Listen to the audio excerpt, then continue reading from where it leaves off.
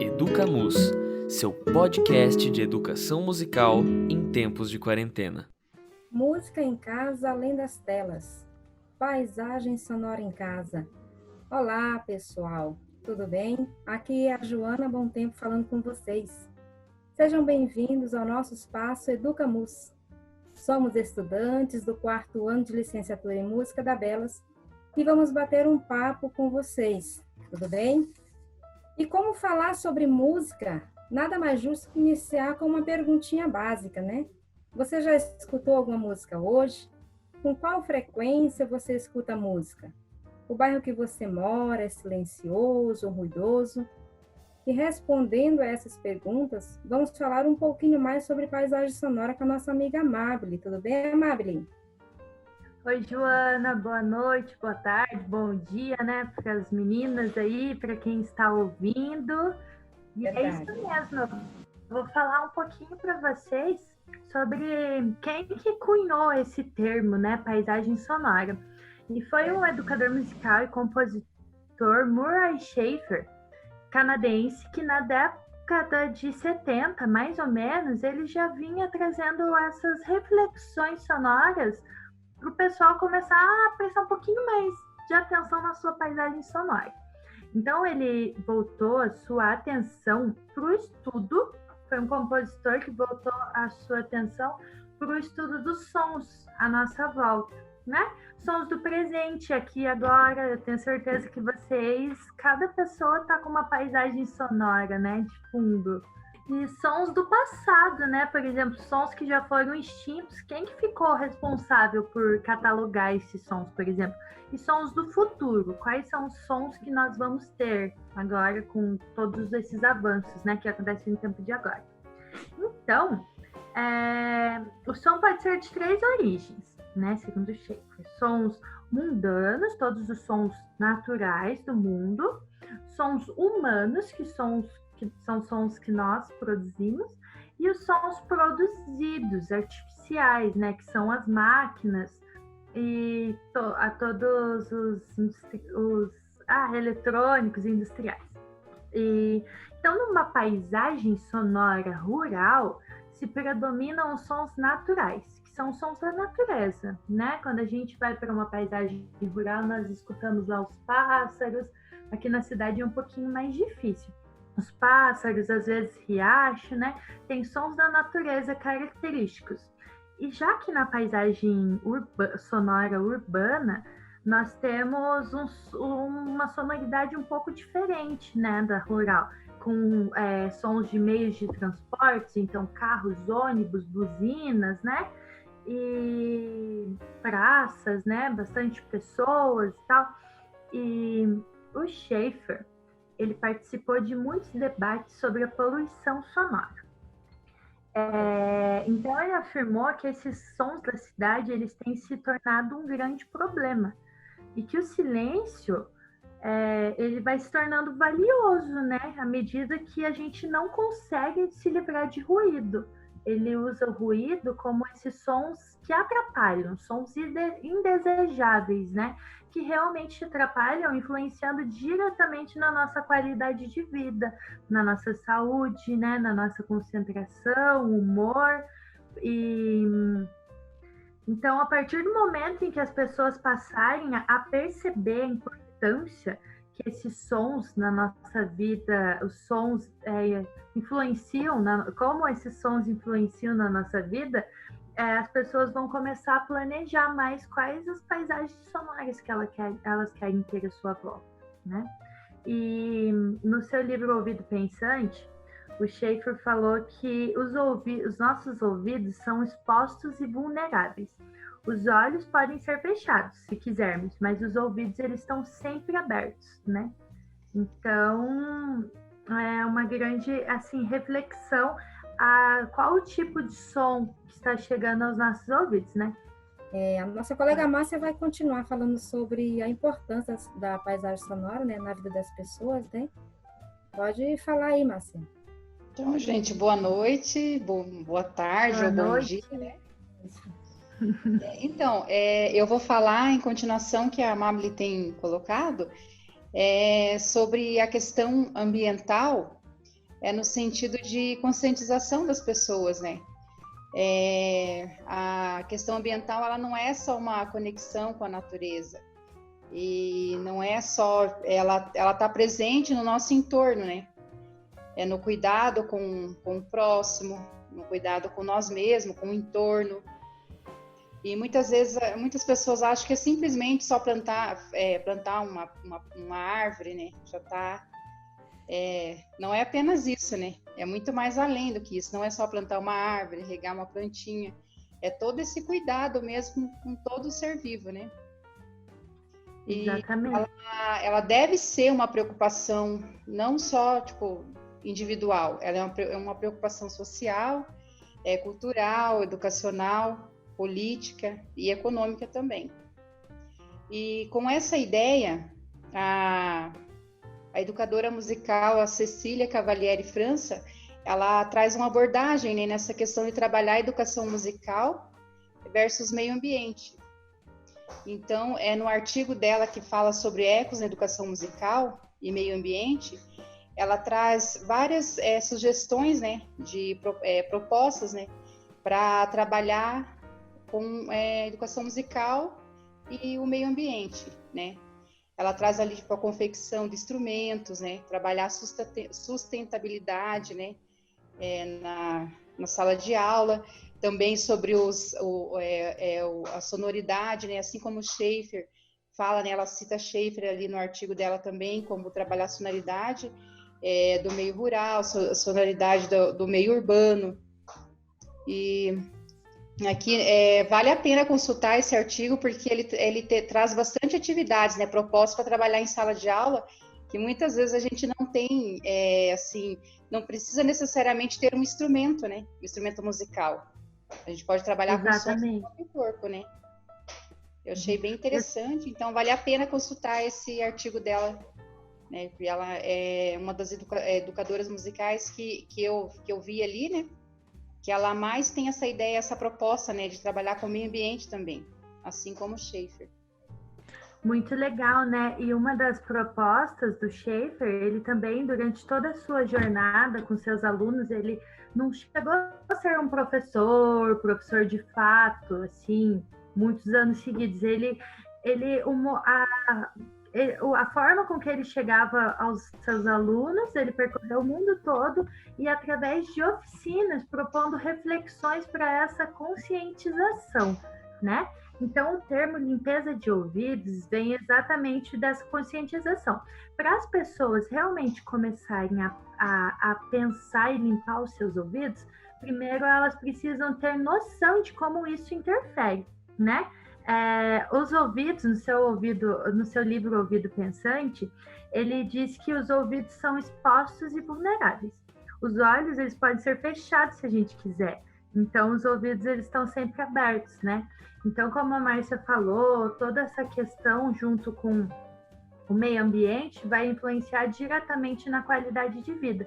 E a partir dos momentos que as pessoas começarem a perceber, por exemplo, assim, uma pessoa que é exposto constantemente a ruído, por exemplo, uma pessoa que mora do lado de uma rodovia, ou uma pessoa que trabalhou parte da sua vida numa indústria, né, com sons muito até em sala de aula também, né?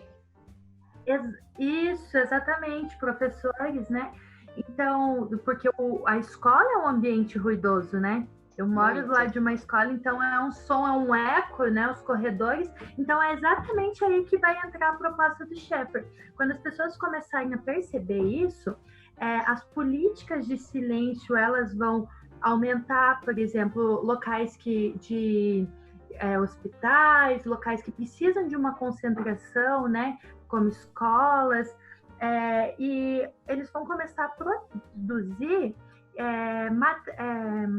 máquinas menos ruidosas, por exemplo, liquidificadores, máquinas de lavar, cortadores de gramas, e as pessoas aos poucos vão começar, assim como ela planeja a paisagem visual, né? Eu quero uma casa assim, assim. A paisagem sonora também, dependendo do que ela precisa para a sua vida. Quem sabe um bairro menos ruidoso. Com a avanço da tecnologia, né? Até os eletrodomésticos estão vindo agora assim com, né, a sonoridade assim mais, né? O ventilador já tende a não fazer tanto barulho, a máquina é um barulho menos. Exatamente. Atualmente já existem assim designers de sons, né?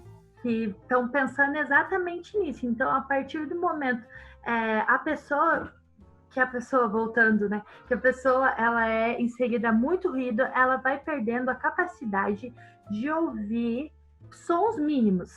E a partir do momento, a reflexão que se a pessoa ficar ali paradinha, se concentrando em ouvir todos os sons à sua volta, né? Como se todo mundo fosse uma composição, ela vai resgatando essa capacidade de ouvir os mínimos sons, né? Então, e essa reflexão, né, trabalhar a sonoridade, é interessante a gente trabalhar em sala de aula, né, antes de iniciar uma atividade, né, propor esse silêncio, exatamente, né, porque às vezes está todo mundo agitado ali, a gente faz essa atividade de silêncio, geralmente funciona, né, e eles tendem a se concentrar mais aí para a atividade.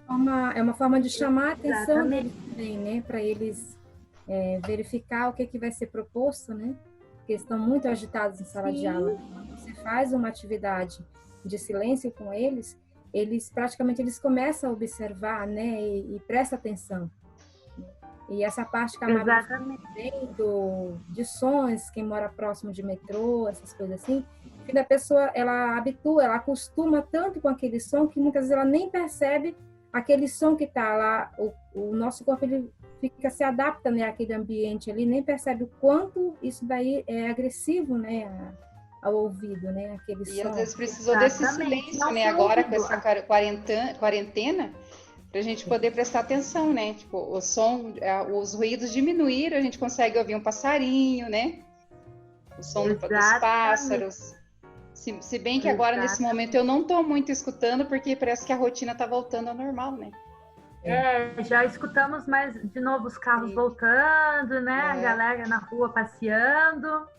Gente. Então, assim, a gente está com uma situação, né, o ruído, né, tudo aí, e a gente agora vai falar de uma notícia muito legal, né, quem vai trazer é a Jaqueline para a gente. Oba! Né, já que estamos todos em nossas casas, né, a rotina de todo mundo está mudando, né, então tem uma notícia positiva, né, nesses tempos de quarentena, né, e quem que vai falar é a Jaqueline. Tudo bem, Jaqueline? Oi, gente, tudo bem com vocês? Seguinte, a notícia que a gente propôs aqui, né, para esse podcast foi tirada do R7, se eu não me engano, ela é do mês 5, né, que ainda estávamos em uma quarentena um pouco mais regrada, né, e a notícia diz que a quarentena reduz ruídos urbanos em São Paulo e mudou o som da cidade. O afastamento social por causa, né, da Covid-19 provocou a redução das atividades em São Paulo e reduziu, correspondentemente, né, por causa disso, o número dos carros e das pessoas em circulação nas ruas. Paralisou até o aeroporto de Congonhas e derrubou os índices de ruído na cidade. Com isso, os paulistanos começaram a conviver com sons diferentes. E aí, a notícia vem dizer que, de acordo com a medição do volume dos ruídos nas ruas, né, a capital hoje possui 10 decibéis a menos do que o de costume. Hoje, no caso, no mês 5, né? Marcos Holtz, que é o vice-presidente da Proacústica, que é a Associação Brasileira de Qualidade Acústica, ao medir o impacto sonoro, ele explicou que essa redução provoca uma sensação de o som ter caído pela metade nas ruas.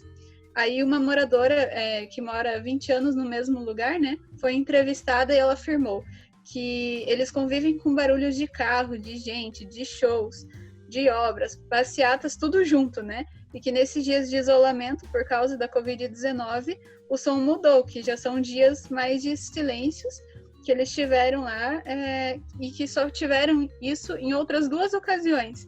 E aí ela citou 2 datas, que foi 8 de julho de 2014, quando a seleção foi goleada pelo 7-1 da Alemanha. Nossa! E o outro episódio foi em 2006, quando o PCC ameaçou a cidade com ondas de atentados.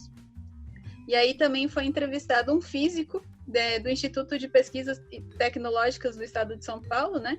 E ele diz que os paulistanos começam a perceber em suas casas outros sons, né? Eles ouvem os sons dos pássaros, das obras, dos vizinhos, né? diversos sons diferentes que estavam mascarados pelo tráfego e explicou, né? E daí ele termina com uma reflexão, né? Que quando você silencia uma fonte de ruído sonoro, como está acontecendo nesses dias de isolamento, né? Outra fonte passa a ser percebida. Então, é bem para a gente refletir, né? Quando você silencia os carros, você começa a escutar aquilo que está um pouco mais silencioso à sua volta, né? Os seus vizinhos ali, principalmente quem mora em apartamento, né? Então, começa a perceber um pouquinho mais, se sente um pouco mais incomodado já. É verdade. Na verdade, esses sons eles já existiam, né? Todos, né? Os pássaros estavam todos ali. Mas devido à correria das pessoas e aquela situação, o cotidiano, vai para um canto, vai para o outro, as pessoas não percebiam, né? E também, devido também ao muito som dos carros, de tudo em volta, né? Cobriu esse som. Na verdade, é maravilhoso, né? Dos pássaros, da natureza. É como se o nosso ouvido fosse ficando cego. Essa é a preocupação do Schaefer, tipo, para os sons do futuro, né? Cada vez a gente não sabe como que era a audição, tipo, um tempinho atrás. Que era possível ouvir, mesmo a pessoa tendo uma audição perfeita, né? Mas, assim, qual a percepção dela dos sons mais sutis, assim? Oi, Amabile. Bem, todos vocês falaram coisas muito interessantes sobre o Schaefer, sobre como a gente se relaciona com os sons ao nosso entorno, né? E a gente está hoje gravando esse podcast em um tempo de pandemia, que é uma situação completamente diferente e que ajuda a gente a exatamente vivenciar paisagens sonoras que, porventura, a gente não dava muito atenção, que é, às vezes, a tua própria paisagem sonora de casa. Então, assim, todas essas situações de sensibilidade aos sons do ambiente foram o que o Schaefer tentou fazer com que as pessoas prestassem atenção lá quando ele começou a apresentar as primeiras ideias dele. Então, essas ideias do Schaefer, apesar de elas serem, assim, já consideradas antigas, se você pensar que ele começou a estudar isso, né, na década de 80, 90, hoje em dia essa temática ela é muito atual. Então a gente convidar, por exemplo... Ele estava bem à frente, né, do tempo dele. Exatamente, ele estava se preocupando estava preocupado com um problema que hoje em dia ele assim, ele vem assolando, né, a nossa geração, porque a gente consome o som de uma forma irresponsável. Então a gente tem diversas situações que a gente pode trazer esse tema, né? Inclusive, a gente pode até convidar o ouvinte a pensar um pouco sobre essa paisagem sonora dele.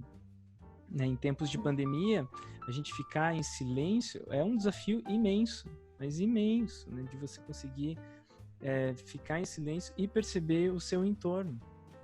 E aí a gente começa a perceber esses sons que a Amabile falou agora pra gente, que são esses sons que, porventura, se você tá com o seu ouvido cego, você já não percebe mais, né? Sim. Então são sons que você vai redescobrir.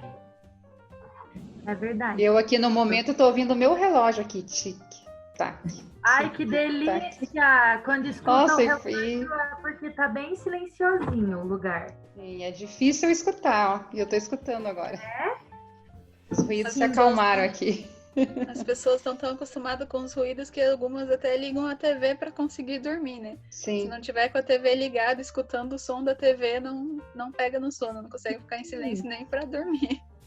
Sim. O Schaefer fala que o ser humano ele tem medo do silêncio, né? Porque ele instiga mesmo a pessoa. Você já encontrou o silêncio, né? Ouse procurá-lo. Então, a partir do momento que a gente acha que está o silêncio, nosso ouvido vai procurar outras coisinhas.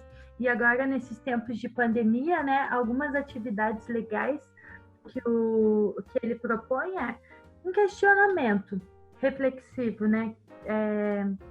Um questionamento auditivo. Qual foi o som que você ouviu Qual foi o primeiro som que você ouviu essa manhã ao acordar? Né? É algo tipo para a gente notar mesmo quais os sons, né? E a gente nunca se questiona sobre isso. E qual foi o último som que você ouviu ontem antes de dormir? Qual foi o som mais forte que você ouviu hoje? Esse geralmente vem com um impacto, né? E qual foi o som mais bonito? Alguém de vocês, meninas, tem um som que vocês ouviram hoje ou ontem, assim, que chamou a atenção? Eu saí hoje, aqui do lado da minha casa, e tinha um passarinho cantando na árvore. E eu fiquei olhando para ele e falei, nossa, que 10. Ai, que lindo! Chamou a Paisagem atenção, sonora. foi isso. Isso é uma coisa muito legal. Agora, vocês falando desse tema e dessa questão do som e envolvimento com ele, eu lembrei do Hermeto Pascoal. Eu acho que não dá para deixar de citar o Hermeto Pascoal, porque ele é um músico que começou, e ele fala isso em entrevista, né? Em documentário que fala sobre a história dele. Ele começa dizendo que o primeiro instrumento dele foi exatamente a natureza.